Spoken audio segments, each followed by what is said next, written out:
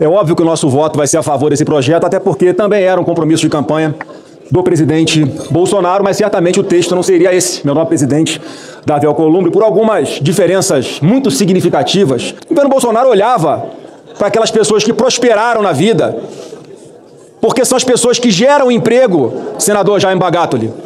Quem gera emprego são aquelas pessoas que têm condições financeiras de fazer isso. E hoje, eles são percebidos como criminosos, como os responsáveis pela injustiça social. O governo Lula o tempo inteiro desestimula a geração de empregos. Hoje há um recorde de pessoas recebendo Bolsa Família, de pessoas na informalidade, trabalhando sem carteira de trabalho assinada, portanto não procuram empregos. Aí parece que a taxa de emprego está maravilha no Brasil, mas a formal não está por causa dessas situações que eu coloquei aqui. Isso é um desestímulo a quem quer pegar o seu dinheiro, os milionários que querem pegar o seu dinheiro e investir no empreendimento, abrir um negócio, gerar emprego. Esse projeto de lei precisa ser alterado. Como ele está tratando os profissionais liberais? São advogados, são médicos, são produtores culturais, que pela essa redação, quem não está no Simples, presidente Davi Alcolumbre, vai pagar 34% de imposto de renda mais CLL, contribuição sobre o lucro líquido. Tem que se buscar outras fontes para se compensar essa isenção de R$5.000, a quem ganha até R$5.000 por mês. Aqui me antecedeu um parlamentar bolsonarista e que disse que essa proposta foi também uma promessa de campanha do ex-presidente Bolsonaro. Promessa que ele não cumpriu.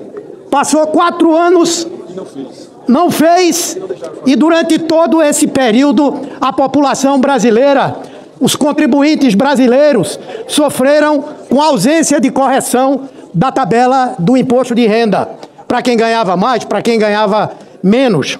Eles vêm aqui agora para falar de desemprego, no momento em que nós estamos vivendo no Brasil a menor taxa histórica de desemprego, resultado de uma política econômica exitosa que promoveu o crescimento econômico acima de qualquer previsão do mercado, de economistas, da oposição. Um país que conseguiu elevar a renda média da sua população a R$ 3.057, o que não acontecia desde 2012.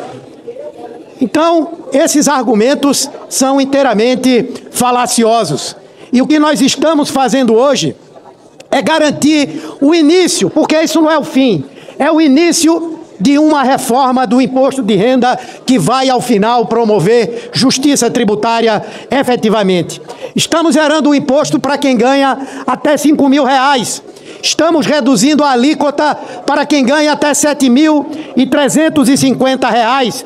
E, ao mesmo tempo, é onde entra o debate sobre a justiça tributária.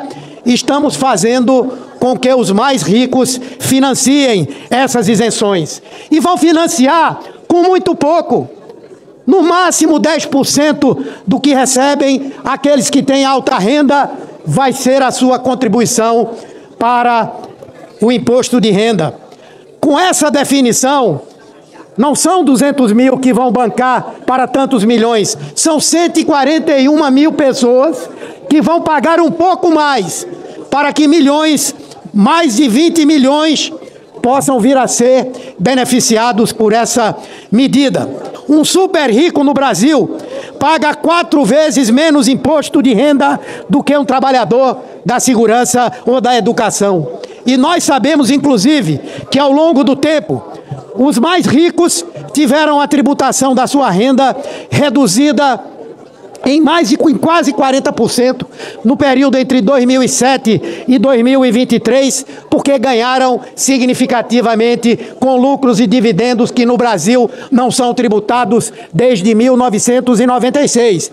E eu tenho certeza que muito em breve nós vamos adotar uma legislação que já existe no mundo inteiro, na maior parte dos países desenvolvidos, que tributam fortemente os lucros e dividendos.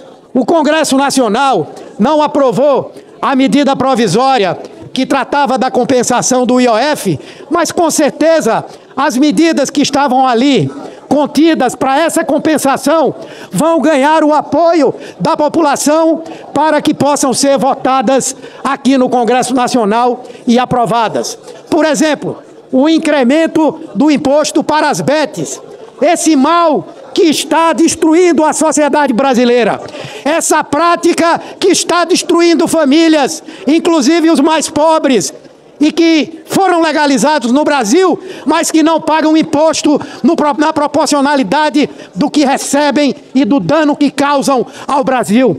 Nós temos que tributar as bets, elevar ainda mais e criar as condições para que num futuro não muito distante isso seja abolido como atividade econômica.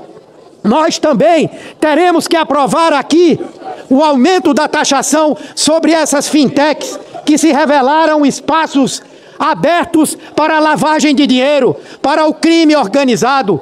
E nós vamos ter que também incrementar os impostos para os bilionários desse país. E o caminho é exatamente nós avançarmos na taxação de lucros e dividendos e de vários outros tipos de aplicações.